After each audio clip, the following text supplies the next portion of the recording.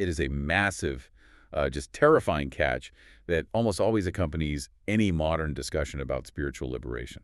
Oh, absolutely. The fine print of enlightenment, you could say. Right. You hear it constantly in contemporary spiritual circles, like to truly reach the ultimate state of peace, to achieve genuine liberation, you must completely erase yourself. The dissolution of the ego. Exactly. You were told you have to dissolve your ego, just let go of your entire personal identity, and, disappear into a giant, formless cosmic void. Yeah, the prevailing metaphor is always that single drop of water vanishing into an endless ocean. Yes. Water drop. But I mean, if you actually sit with that idea for more than a few minutes, it sounds less like ultimate freedom and significantly more like a gentle spiritual annihilation. It is a deeply unsettling prospect when you follow it to its logical conclusion. I mean, we spend our entire lives building our identities. Navigating who we are. Right, navigating the complex architecture of our personalities. We're learning how to love deeply, learning how to forge meaningful connections. And then the supposed highest truth of reality turns around and dictates, actually, none of that is real. Wow. None of it matter. Exactly, none of it matters, and the ultimate goal is to permanently stop being you. Which is just, it's devastating. It fundamentally undermines the core of the human experience. We inherently crave connection and intimacy, but under that framework, we are forced to be terrified of being completely erased in the process of finally finding it. That's a trap. It really is. It places the human psyche in an impossible double bind. Okay, let's unpack this. Because we are looking at a philosophical system today that shatters that double bind completely. It shatters it, sweeps it up, and throws it out the window. Right. So we are diving into Vishishtadvaita Vedanta. A phenomenal topic. It really is. It's this profoundly rich, rigorous intellectual tradition within Hinduism that asks a radical question. What if you could achieve ultimate spiritual liberation and total connection with the divine without having to erase your individuality? Without the drop of water losing itself. Exactly. What if you don't have to disappear into the void at all? Which is a huge relief to hear. Right. So our mission here is to explore this worldview where reality is indeed non-dual, meaning everything is ultimately connected to a single source. Right, the oneness. But crucially, it is qualified. It's a framework where your personal distinct identity and an intensely intimate eternal connection with the divine, they inherently coexist. And we have to recognize immediately that this is not merely a theoretical exercise, It's not just a relic of ancient history. Yeah, it's very much alive. Very much so. We are dissecting a psychological and spiritual framework that is defined by its immense historical influence, its intellectual rigor, and perhaps most uniquely, its intense charismatic devotion. It demands a lot from a person. It does. It fundamentally challenges how we conceptualize the ego, how we define the mechanics of love, and how we interact with the physical matter of the world around us. It asks for both. Right. It demands both an unyielding intellectual precision and a completely open emotional core. And that dual demand is exactly what makes this so incredibly relevant right now. Yeah. Especially for you listening to this deep dive. Oh, without a doubt. Look at the baseline psychological state of the modern era.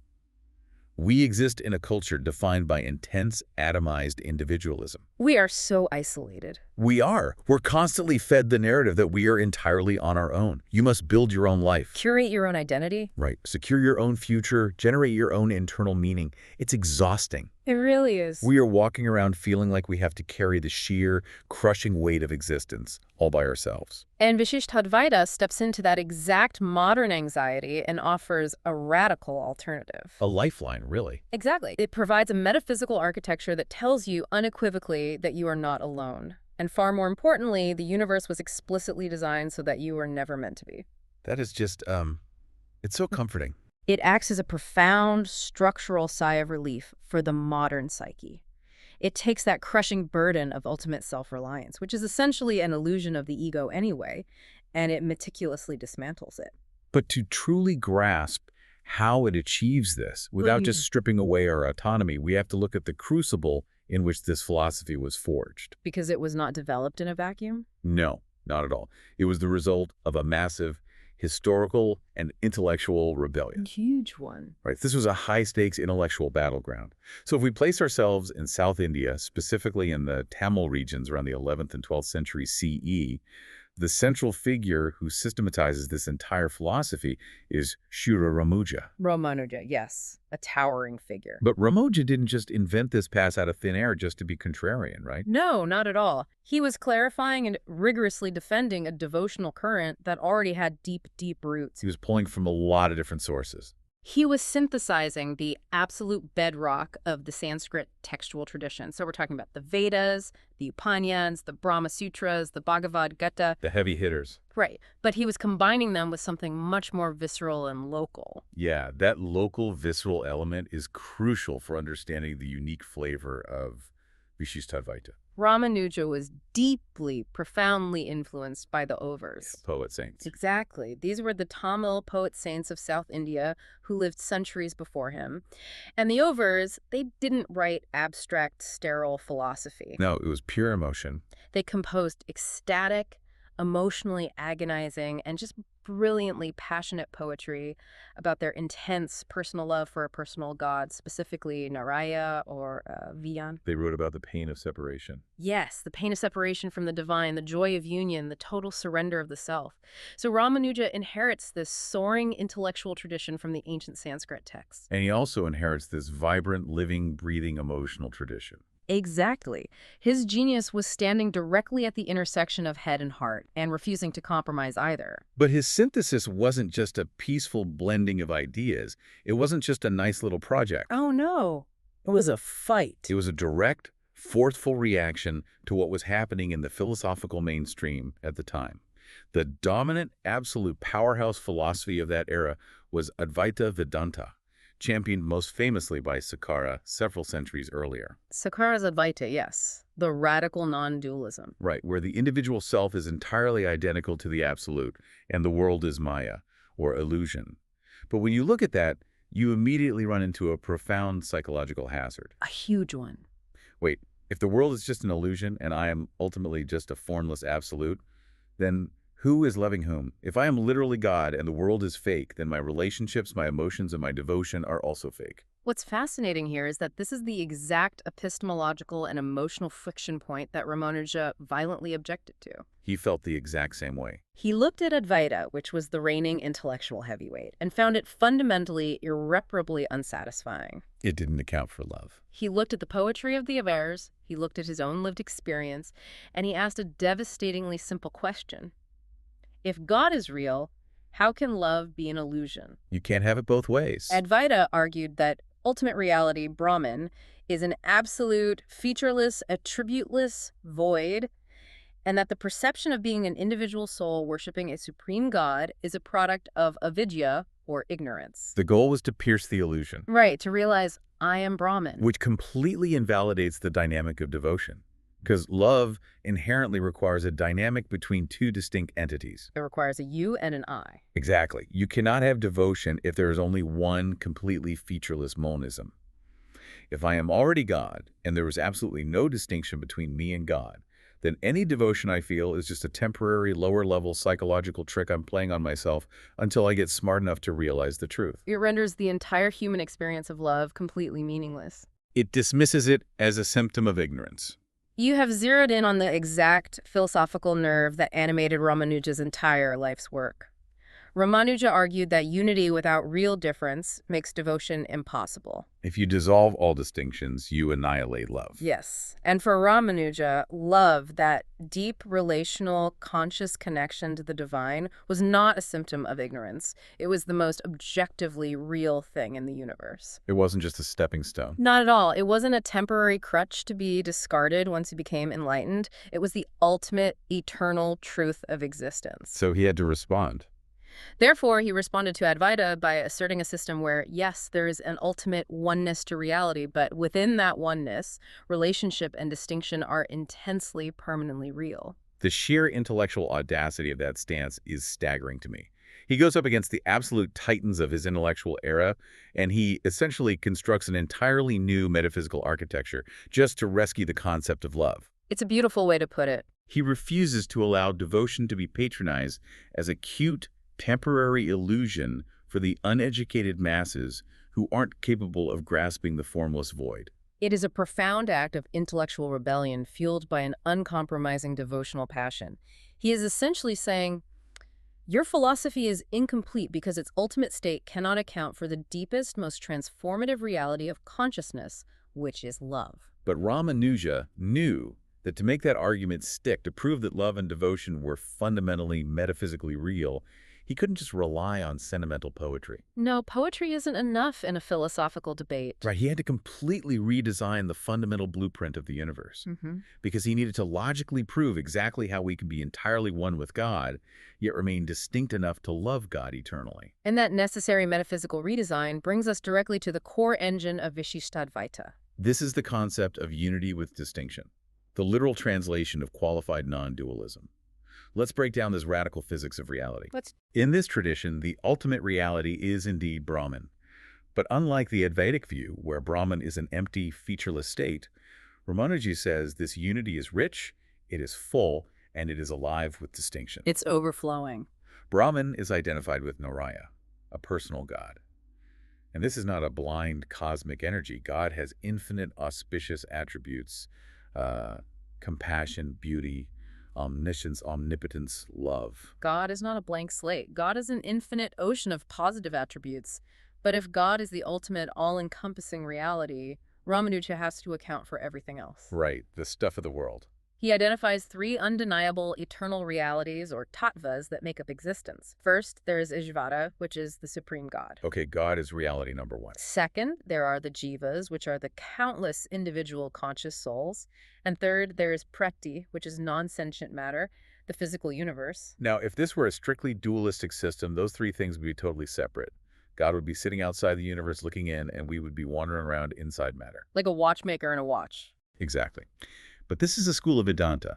It is fundamentally non-dual. It demands that all of reality is ultimately one unified existence. So how does Ramanuja make God, billions of distinct souls, and the entirety of physical matter all one unified thing without them just blending into an undifferentiated mass? This is where we arrive at the absolute master analogy of the entire tradition, known as the Sudarshuryabhava, the body-soul relationship. The body and the soul. It is the defining structural concept of Vishishtadvaita.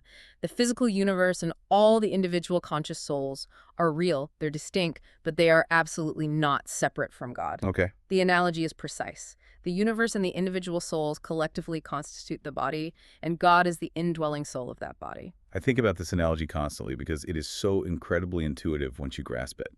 Think about your own physical body right now. Look at your hand. A great example. Your hand is completely distinct from your core self, your consciousness. It has its own specific shape, its own specific function, its own cellular makeup. It can grasp a cup.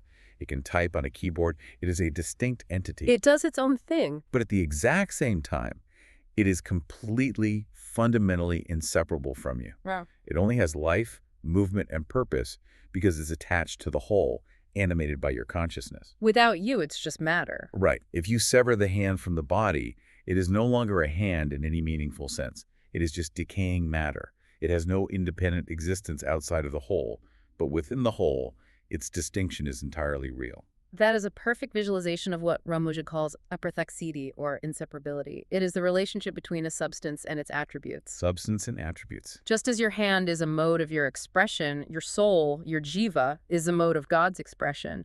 You are a part, but you are not an independent part. You're distinct but dependent. Utterly ontologically dependent on the animating life force of the whole, which is Ishvara. This creates a beautifully complex theological paradox. Because if the entire universe and all souls are the literal body of God, it means God is overwhelmingly immanent. Immanent, meaning God is intimately, functionally present within every single atom of the universe and every single individual soul. Exactly. God is the interiman, the inner controller. God is the soul inside your soul. But simultaneously, God remains utterly transcendent. Right, because I am more than just my hand. Just as your conscious self is infinitely more than just the mathematical sum of your fingers, toes, and organs, God is infinitely greater than just the sum of the physical universe and the souls. That makes so much sense.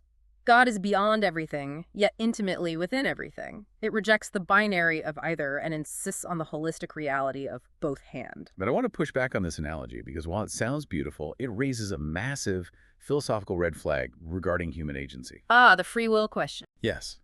If I am merely a tiny part of God's body, like a hand or a single cell, how can I possibly have free will? A hand doesn't choose to commit a crime. The brain forces it to. Right. A cell doesn't choose to divide. If God is the soul controlling the body, doesn't that make every single human action perfectly deterministic? How could we be held responsible for our karma if we are just God's appendages? That is the exact critique leveled against this system by rival philosophical schools, and Ramanuja's counter-argument is deeply nuanced. The body-soul analogy is not meant to imply a mechanistic puppetry. Okay, so we aren't puppets. In Vishishtadvaita, the jiva, the individual soul, is a conscious entity capable of knowledge and desire. The Antaroman, the indwelling Lord, grants the soul the underlying power of agency, the basic capacity to act. The power to do something. But, and this is the crucial distinction, God allows the individual soul to exercise that agency according to its own desires and past karma. God is the universal facilitator of action, but the soul is the active initiator of intent. God gives the electricity, but you decide which appliance to plug in. Exactly. Your choices are your own, which is why you accrue karma, but the power to execute those choices is constantly sustained by the divine life force. So the soul has genuine autonomy, but it is an autonomy that functions strictly within the architecture of divine sustenance. Okay, let me throw another massive philosophical hurdle at you. Bring on. The problem of evil. If the physical world is the literal, actual body of God, doesn't that implicate God in all the suffering, decay, and horror of the physical world? A very common question. Right. If the world gets polluted, does God get polluted? If a human body ages and gets sick, does God age and get sick? If we connect this to the bigger picture of the body-soul relationship, it resolves beautifully. Think about your own conscious self, your inner awareness, when your physical body gets a scrape or when you age and your hair turns gray. Which is happening faster than I'd like. Does your conscious awareness, the you that is observing the world, turn gray? Does your core consciousness get a scrape? No, it doesn't. No. The body undergoes mutations, it changes, it decays, but the soul within it remains fundamentally unaffected by those physical mutations. Ramanuja argues the exact same principle on a cosmic scale. So the physical universe changes, but God doesn't. Bhakti, physical matter, undergoes constant mutation, evolution, and decay. Individual souls undergo suffering based on their own accumulated karma. But Aishvara, the supreme soul indwelling all of it, remains eternally pristine, untouched by the defects of the body. God is immune to the decay. God experiences the world, intimately knows the suffering of the souls, but is not metaphysically tainted by the physical decay of matter. That reframes the entire nature of physical existence. If we truly internalize this, it radically reorients the fundamental axioms of our lives. It really does. First, it completely validates you. It tells you that your individuality, your specific psychological makeup, your unique capacity to love, none of it is a cosmic mistake. You are a necessary, vibrant, intentional aspect of the divine body. Your individuality is meant to be fulfilled, not meditated out of existence. It assigns immense metaphysical dignity to the individual. You are not a glitch in the matrix. And furthermore, it profoundly transforms how we view the physical world itself. This is a huge shift from other traditions. Because so many spiritual traditions across the globe operate on a paradigm of escape. They teach that the material world is inherently corrupt, it is a prison of suffering, a dirty illusion, and the entire goal of spiritual practice is to flee the physical body and escape the earth to reach some ethereal, pure, spiritual realm. The classic dualistic trap, flee the body to save the soul. Exactly. But Vishishtadvaita whispers something incredibly bold. You are already standing inside the reality of God. The physical world is literally the body of the divine. It is inherently sacred. The problem is not the physical world itself. Right. The problem is our ego-driven misidentification with it. We view the world as an object for our own consumption, rather than recognizing it as God's form. So the ultimate spiritual goal here is not to escape the physical universe. The goal is to establish the correct, reverent relationship with it. Because Ramanuja sets up this incredibly precise, finely calibrated metaphysical engine, where the world is real, you are distinct, God is real, and you are an inseparable part of God without losing your identity. It means your relationship to the divine occupies a very specific middle ground. A very careful balance. It cannot be total, lonely isolation, nor can it be complete, self-annihilating merging. By staking out this exact center, he puts his philosophy in direct head-to-head conflict with the other absolute titans of the Hindu philosophical tradition. And exploring that conflict is what truly clarifies the brilliance of Vishishtadvaita. To understand why its practitioners are so philosophically confident, we have to examine the intellectual face-off between what are often called the big three schools of The Vedanta. big three. Okay, let's lay them out. We have Shokara's Advaita, the radical non-dualism on one extreme. We have our middle path, Ramanuja's Vishishtadvaita, the qualified non-dualism. And then we have a third major school that arises a bit later, championed by Madhva, called Dvaita Vedanta. Let's dissect the extremes to see why the middle holds so well. We discussed Advaita earlier, the claim that only Brahman is real, the world is illusion, and the individual self is literally identical to God. Yes. We talked about how that annihilates love. But let's look at the psychological ramifications. When a human being adopts the belief, I am actually God, and everyone else's suffering is just an illusion, it creates the perfect breeding ground for spiritual bypassing. Oh, absolutely. It's a huge risk. It can massively inflate the ego under the guise of destroying it. If I believe the world isn't real, why should I care about systemic injustice? Why should I engage in deep, vulnerable relationships if the other person isn't ultimately real? That is the precise ethical and psychological critique leveled against Advaita by Ramanuja. If everything is one without any distinction, it can logically lead to a detached apathy. Because why bother? Right. Why engage with the messy, painful reality of human suffering if bodies are just mirages? Vishishtadvaita argues that an undifferentiated monism flattens the rich topography of human experience into a singular, static void. It doesn't elevate the human experience, it invalidates it. Exactly. It treats the highly structured, emotionally profound experience of human life as a cosmic error. Okay, so that is the danger of absolute oneness. Now let's swing the philosophical pendulum entirely to the opposite side. Let's look at Dvaita Vedanta, the strict dualism of Madhva. What is their core foundational claim about reality? Dvaita goes in the complete opposite direction to preserve the majesty of God. It claims that God and the individual souls are completely, eternally, and absolutely separate. So no overlapping at all. None. There is a massive, unbridgeable metaphysical chasm between the infinite creator and the finite created. God is God and you are you, and never the twain shall meet in any kind of shared ontological essence. It is the ultimate assertion of separation. And the Vishishtadvaita critique of this is devastatingly simple. If God and the soul are totally, absolutely separate in their essence, then true ultimate intimacy is impossible. Cute, but too distant. Right. How can you ever achieve genuine fundamental union with a being that is completely categorically alienated from your very nature? You can't. If God is completely outside of everything, then the profound comfort of divine immanence, the idea that God is the very life force sustaining you from the inside out, is lost entirely. You're just totally alone down here. Vishishtadvaita points out that absolute separation makes God fundamentally unreachable. It turns the divine into a distant, absolute monarch sitting on a faraway throne, rather than the intimate soul of the soul. You can worship a distant monarch, but you cannot achieve intimate ontological union with one. Exactly. Here's where it gets really interesting. Advaita dissolves the individual, which kills love and risks apathy. Advaita separates the individual entirely, which kills intimacy and creates alienation. This brings us back to Ramanuja's middle position, which followers of Vishishtadvaita view as the ultimate resolution to this massive philosophical tension. It's the most correct middle position. And their confidence isn't just based on logic, it's based on how they read the ancient texts. Because the Upanishads are notoriously difficult to interpret, they seem to contradict themselves constantly. This is a vital point regarding how they establish authority. The ancient Sanskrit texts contain what are called abheda statements, which declare absolute non-difference, like the famous Tattvamasi, thou art that, or all this is indeed Brahman. The oneness statements. Yes, but the exact same texts contain beta statements, which declare absolute difference, describing God as the supreme creator and the soul as the humble servant. And the other schools just pick a side. Right. Advaita scholars tend to prioritize the non-dual statements and explain away the dualistic statements as lower-level truths for beginners.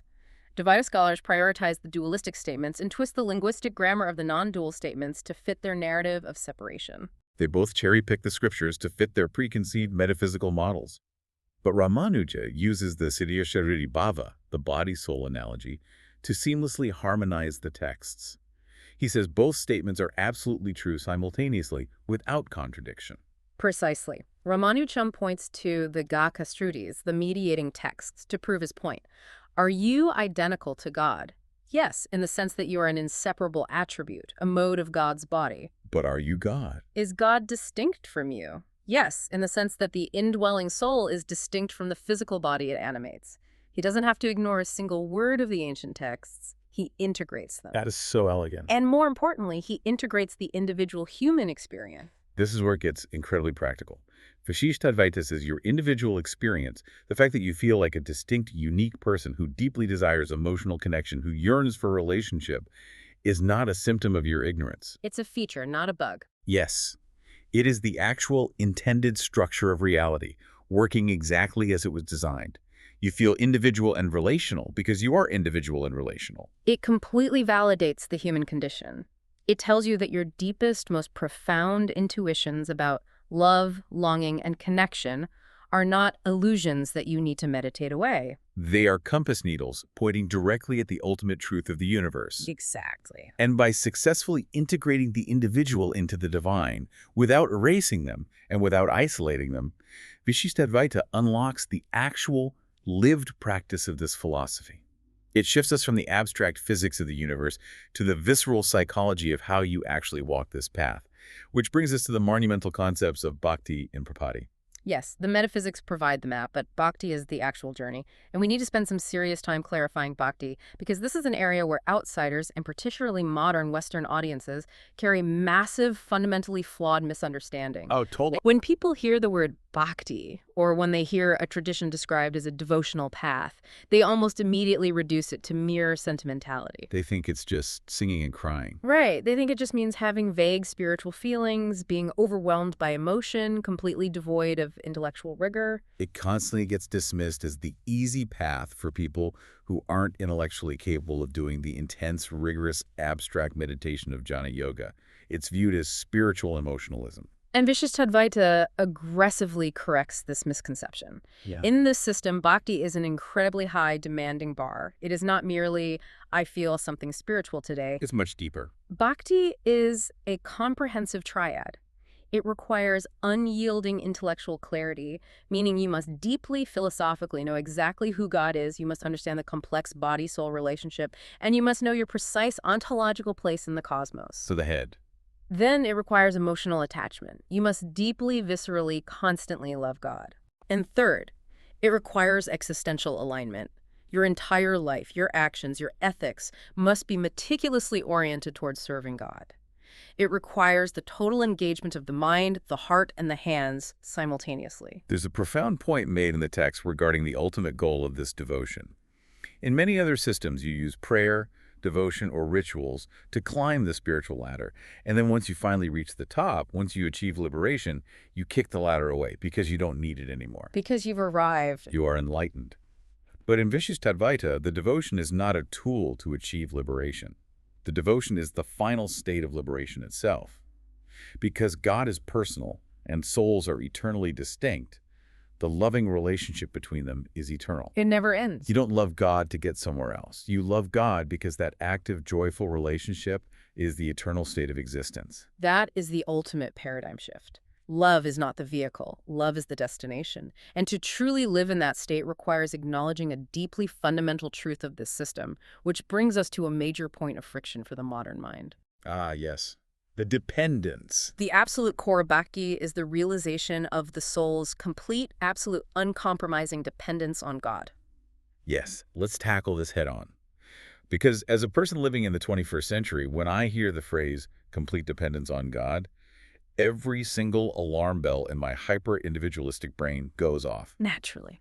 To a modern mind raised on the virtues of self-reliance, dependence sounds synonymous with weakness. Yeah. It sounds like submission, a loss of autonomy, a regression to a childish state where you just want a cosmic parent to take care of you. We are taught to be independent, to be self-made. Embracing total dependence feels like a moral failure. That is the immediate defensive reflex of the modern ego, absolutely. But Vishishtadvaita counters this by brilliantly reframing what dependence actually means. In this system, your dependence on God is not a moral failing, it is an objective ontological truth. This with effect. It is simply how the physics of reality operate. Think about gravity. You are completely, utterly dependent on gravity to keep you anchored to the earth, preventing you from floating off into the freezing vacuum of space. Do you feel weak because you depend on gravity? Do you feel a loss of your personal autonomy because you cannot defy the fundamental laws of physics? No, you accept it as the foundational reality of your environment. You don't lose sleep at night agonizing over the fact that gravity is oppressing your independence. You just walk. Precisely. You aren't made dependent on God in order to humiliate your ego. You are simply waking up to the realization that you are already and have always been sustained at every single microsecond by the divine life force. You're just acknowledging reality. You don't lose your independence. You suddenly profoundly realize you never actually possessed it to begin with. The ego's exhausting illusion of absolute self-sufficiency is shattered. And the most incredible psychological phenomenon occurs when this happens. What happens? It doesn't bring fear or a sense of oppression. It brings an overwhelming, transformative peace. The crushing, impossible burden of having to be the sole architect, defender, and sustainer of your own universe is finally lifted. Which perfectly sets up the next and perhaps most radical concept in the tradition, prapatti. The great surrender. If bhakti is the path of rigorous intellectual and emotional devotion, prapatti is the path of complete, absolute surrender. And again, my modern brain initially asked the skeptical question, is prapatti just spiritual laziness? Is it just throwing your hands up in defeat and saying, God, take the wheel, I'm not going to try anymore? It is incredibly dangerous to misunderstand prapatti as laziness or apathy. Prapatti is described in the tradition as a philosophical shortcut. But it is a shortcut that requires immense, almost unfathomable psychological courage. How so? Prapatti is designed to avoid the two great, devastating traps of the spiritual life. The first trap is the arrogance of self-effort. I will achieve enlightenment through my own sheer will. If I meditate hard enough, if I read enough texts, if I master my mind, I will force my way to liberation. Right, the ego trick. That is just the ego wearing spiritual clothing. The second trap is the despair of unworthiness. I am too broken. I have too much bad karma. I cannot possibly achieve the discipline of bhakti. I am fundamentally doomed. Arrogance on one side, despair on the other. The twin neuroses of the ego? Exactly. Prapatti slices a razor-thin path right down the middle of those two traps. It is the sharp, quiet, absolute boldness of recognizing your own fundamental limitations, stripping away all illusions of your own power to save yourself, and relying completely, 100%, on the one entity who actually has the power to liberate you. Total reliance. It is standing before the divine and saying, I cannot, by my own effort, secure my liberation. Therefore, I entrust the entire burden of my salvation entirely to you. It is not giving up on life. It is giving up the illusion of ultimate control. To genuinely, authentically surrender the fate of your soul requires a tremendous amount of internal strength. It is the ultimate act of vulnerability. And what makes this tradition so fascinating is that even within this beautiful, elegant system of surrender, human beings still find a way to vigorously debate the mechanics of it. Oh, theologians will always debate. Always. There is a famous, intense, internal debate within the Vishishtadvaita tradition that splits it into two major subschools, the Vedānta and the Tenkalai. And this debate gets to the very heart of how grace and effort interact. It is one of the great theological debates in history. Do we reach God primarily through our intense effort in bhakti, or does God simply scoop us up through unearned grace when we surrender in prapatti? Right. The Vedānta school emphasizes the necessity of human effort cooperating with divine grace. They use the famous Markanyaya, the monkey analogy. The monkey analogy, I love this one. When a mother monkey jumps through the trees, the baby monkey must actively, tightly cling to the mother's chest. The mother does the leaping, the mother saves the baby, but the baby must put in the effort to hold on. So grace is available, but you have to do the work of holding on to it. And the other school, the Tenkalai. The Tenkalai school emphasizes the absolute, overwhelming supremacy of unearned divine grace. They use the Marjalanya, the cat analogy. Like a mother cat. When a mother cat moves her kitten, the kitten does absolutely nothing. It goes completely limp. The mother cat picks the kitten up by the scruff of the neck and carries it to safety. The kitten's effort is zero. The mother's grace is total. Wow. Zero effort. For the Tenkalai, even the effort to surrender is a form of ego. You just must yield. But the deeper, synthesized insight that studying both schools provides is a beautiful, harmonious tension. Effort prepares the vessel, but only grace can fill it. That's a great way to put it. Your effort and devotion, your active clinging, prepares your mind and heart to receive the grace. But it is ultimately the unearned grace of God that actually completes the journey and secures liberation. Effort prepares you, but grace completes you. That is a stunning paradigm. And this deep internal reorientation we've been talking about, this massive shift from the ego-driven, I exist for myself and control my destiny, to the surrendered, I exist as a mode of God and am sustained by grace.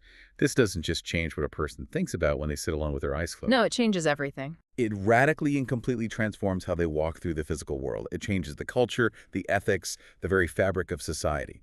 Which brings us to how this philosophy is actually physically practiced in reality. This is where the philosophy takes on flesh and blood.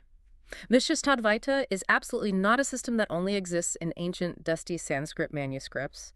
It is a vibrant, loud, massive, living culture. Very much alive. If you look at how this is practiced today, particularly in the massive ancient temple complexes of South India, places like Srirangam and Tirupati, you see that these are not quiet, austere spaces for silent, detached contemplation. They are explosions of color, sensory input, sound, and deep emotion. Right, because of their specific metaphysics, their view of the temple idol is completely different from how many Westerners might perceive it. They practice arcana, temple worship, but they don't view the statue as just a symbolic representation of a distant god. This is a crucial distinction. In Vishishtadvaita, they believe in Arkavatara, which is the belief that God, out of infinite compassion for the devotees who cannot see his transcendent form, literally physically incarnates into the consecrated material of the temple deity. It is actually God. The statue is not a symbol. It is an actual physical incarnation of God made accessible to the human senses. Therefore, the worship, offering elaborate feasts of food, dressing the deity in silk, offering mountains of flowers, burning incense, the massive festivals celebrating Rama and Kuntan, the hours of devotional singing or bhajans. The classical dance. All of this is not symbolic play acting. It is real, tangible, physical interaction with the divine.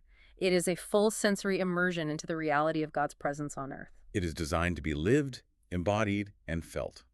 You cannot fully grasp the depths of Vishishtadvaita just by analyzing its syllogisms in the classroom. Because its core is an active relationship, it only fully clicks into place when it is practiced and experienced. This raises an important question. Perhaps the most important question for how we actually live our lives. If the entire physical universe is literally the body of God, and the indwelling soul of every person is the divine, how do we treat each other? How does this profound cosmic ontology dictate our day-to-day ethics? If the person sitting next to you on the subway, or the person bagging your groceries, is a distinct soul, but you are both equally inseparable modes of God's expression, then how you treat them is quite literally how you are treating God. Exactly. Ethics in Vishishtadvaita are not just a list of arbitrary utilitarian moral rules designed to keep society functioning smoothly. Ethics are sacred interactions. Compassion is no longer just a nice humanistic trait you try to cultivate. Compassion is the active, lived recognition of the divine presence residing in another being. It elevates every single human interaction. It truly does. When you engage in seva, selfless service, you aren't just doing a good deed to boost your own karma or to feel good about yourself. You are directly, actively serving God through the medium of that other person. The metaphysical reality elevates every mundane human interaction into a potential act of divine worship. And historically, this wasn't just a private internal realization that people kept to themselves. It had massive disruptive social and political impacts. Ramanuja himself used this exact philosophical framework to directly challenge the deeply entrenched, rigid social hierarchies of his time. He was a reformer. Because if every single soul, regardless of their birth, is equally a part of God's body, then rigid caste limits that restrict spiritual access become fundamentally incompatible with the truth of reality. There is a famous historical account that perfectly encapsulates this. Ramanuja's guru, after making him walk to his village 18 times, finally gave him the supreme, secret 8-syllable mantra, Om Namo Narayanaya. The ultimate secret. The guru strictly warned Ramanuja that this mantra guarantees liberation, but if he revealed it to anyone else, to the uninitiated masses, Ramanuja would suffer eternal damnation in hell.